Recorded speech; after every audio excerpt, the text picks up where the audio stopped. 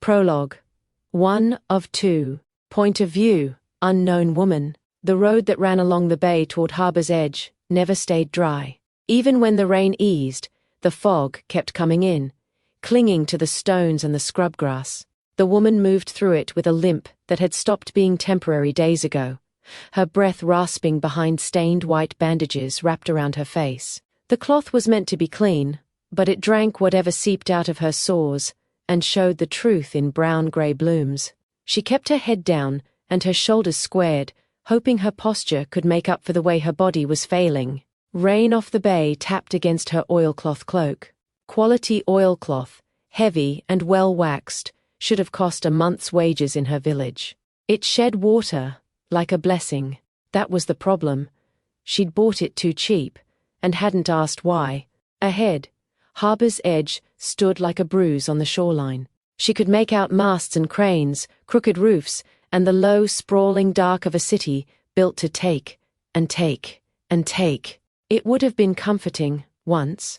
A place that provided coin if you were willing to get your hands dirty. A place where hunger could be held at bay, at least for a while. Now the sight of it made her clench her teeth beneath the bandages. She swore into the wet air. Damn the merchant, damn my greed, and damn the fortune that never seems to find me. She could still see him when she closed her eyes. A cart pulled by a patient mule, the wheels spattered with mud, the merchant's hands too clean for the road. He'd stopped near the village at midday, hawking cloth, tins and nails. He'd smiled at her warmly. She cursed the memory of the heat that had risen in her cheeks at that smile. Too many nights alone had taught her to welcome attention. She should have questioned. Cheap today? Any piece you want for 50 coppers, he'd said cheerily. Oddly cheap, she mumbled. When she hesitated, the merchant hadn't pushed. He'd only unlatched the chest on his cart and tipped the lid back with a flourish, like presenting a gift.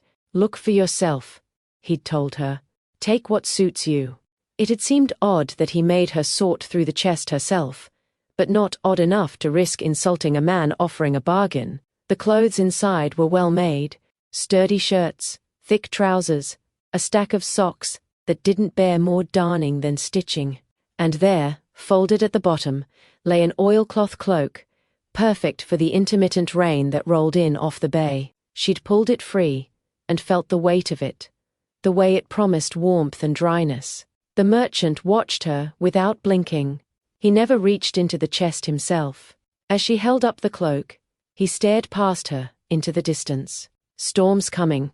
Better that it went with you than sitting in a box. It will keep your pretty hair dry. I'd be a fool to frown on fortune, I suppose, she'd said, earning a grin from the merchant as he directed her to drop her coin into a box near his feet. The price was low enough to twist her stomach and make her picture the cloak on her shoulders, instead of the soggy rag she usually wore.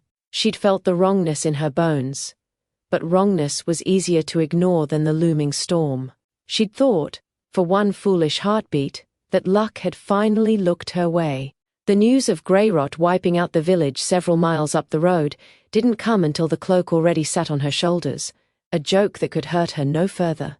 Plague strippers, vultures, that swarmed to pick the dead before they lost the spoils to the fires. Everyone in the coastal villages and marsh shacks knew the stories, the men that came before the burn crews, paying survivors to strip bodies and scavenge heaps that should have burned straight to ash. They didn't care what the dead had wept into the cloth.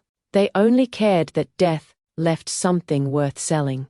There was only one prudent thing to do when grey rot touched your world. You burned the body. You burned the clothes. You burned the cursed earth the afflicted had trod upon, because grey rot responded to only one thing with certainty. You erased it with fire, or you paid later. She had paid. She'd tried to tell herself it couldn't be that simple. She'd washed the clothes the day she bought them, hands red from hot water and lye, scrubbing until the cloth looked new. She'd hung them in the sun and let the wind off the bay whip them dry. She'd laughed at herself for being paranoid. The next day, she started to cough. At first it was only a dry scratch in her throat, something that could have been smoke, or the damp that clung to every lung in the village. She'd spat into the dirt and told herself it meant nothing. She had work. She had a basket and a route. She had debts to pay. She'd gone to the marshes like she always did. Oilcloth cloaks snapping softly as she moved through wet reeds. Veil shade grew in thick patches, purple-black fronds pushing through the mud wherever the ground showed bare. It was easy enough to cut if you knew the grip and the angle. Carrying it out was harder. The reed scratched back if you misstepped. She'd felt the scrape across her forearm as she hefted the basket. Nothing more than a sting, a marsh scratch, common as mosquito bites. She'd wiped the blood on her sleeve and kept going. 2 days later, the scratch split open. It didn't scab. It burst into an open, weeping sore, wet and grey at the edges. It was as if her flesh had decided it didn't belong on her anymore. The pain was immediate and humiliating. She stared at it in the lamplight until her eyes watered. Grey rot. The word turned her stomach with a cold that had nothing to do with weather. She tried to hide it at first, wrapping her arm, keeping her sleeves down, moving faster so no one had time to look too close, because there was always hope, as thin as thread, that maybe it was something else. Maybe it was just an infection. Maybe she'd caught a bad cut and the marsh had gotten into it. Hope didn't last long. The cough returned, and she found a second sore at the edge of her ribcage. The Obsidian Veil Collective paid well for regular deliveries of veil shade. Everyone knew that, even the ones who pretended they didn't know where the coin in the market came from. The collective's runners didn't haggle much. They wanted reliable supply. They wanted their drug made, their vials filled, their trade moving through Harbor's Edge. Since her husband died, she'd lived by that regular flow of coin. Not enough to be comfortable, but enough to keep food in her pantry and oil in her lamp. Enough to make winter feel survivable.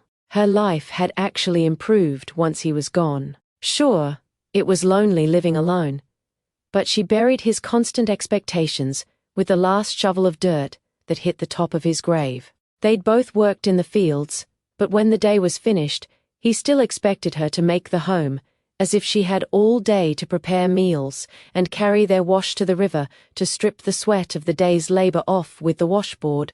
She still had to do those things. It just seemed easier when she didn't have someone to blame for needing to do them by herself. But the flow of coin from her clandestine farming stopped the moment the sores arrived. Her neighbor had outed her to the village, a woman who borrowed salt from her last week, and laughed while she did it. Things had changed when she saw the bandage on her wrist and the way she held her arm stiffly. Her smile faltered, like a candle in wind. "You're coughing," she said, looking concerned. "It's nothing, Martha. Just the damp." "You worry too much," she lied. She nodded but pressed on. "Are you sure? You aren't looking well." "The plague." She touched her head, then the tip of her nose in pious deference, "to Serona, has been making its rounds not 3 villages over. They burned them all to the ground to make sure." Martha's eyes flicked to the damp patch on the bandage where fluid had seeped through. She took a step back, as recognition dawned on her face. "Don't come close," she said, voice trembling. By the time she reached the market, people were already looking at her differently. No one took her coin. No one accepted her goods. No one accepted anything that had been near her hands. They even had the nerve to herd her out of the village with long sticks and rakes, as if she would reach out and touch them on purpose. Grey rot didn't just rot her body. Her place in the world withered with it. There was only one treatment. She burned the first sore until the edges charred, and the smell made her gag. She had filed a flat piece of iron from a broken pry bar in their shed to remove the rust, and wrapped the end in an old dress to prevent burning any more of her than was required. She bit down on cloth so she wouldn't scream and draw the village's attention, then cried quietly until the iron glowed again, and she built the courage to do it again. When the last sore closed, she shook with relief so sharp it felt like laughter. Some got better after a few weeks, which made it the cruelest kind of hope. The sores stopped appearing, leaving only tight, ugly scars like wax poured too hot. People said the body learned to fight it. The next morning, she found 2 more, one at the inside of her elbow, one high on her thigh. Each time she burned one, she would find more opening up, as if the rot took the pain as payment that didn't even cover the interest. By the end of the week, her bandages were stained, no matter how often she changed them. Her hands smelled like smoke and sickness.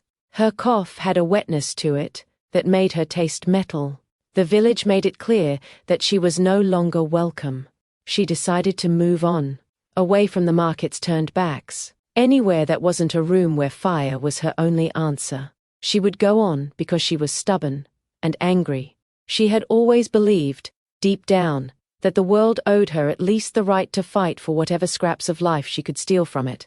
So, when the burning stopped working, she did what people did when they ran out of practical answers. She went looking for a miracle. She knew of a rural temple, a day's walk inland, tucked among wet fields and scrub trees, where the goddess Sirona was said to listen. People called it a pilgrimage, because that made desperation sound more respectable. They said there was a relic there, a holy thing the priests hid beneath Sirona's sunburst sigil that had healed those whose prayers moved the goddess. The faithful left cured, and those lacking faith left disappointed. Either way, they left.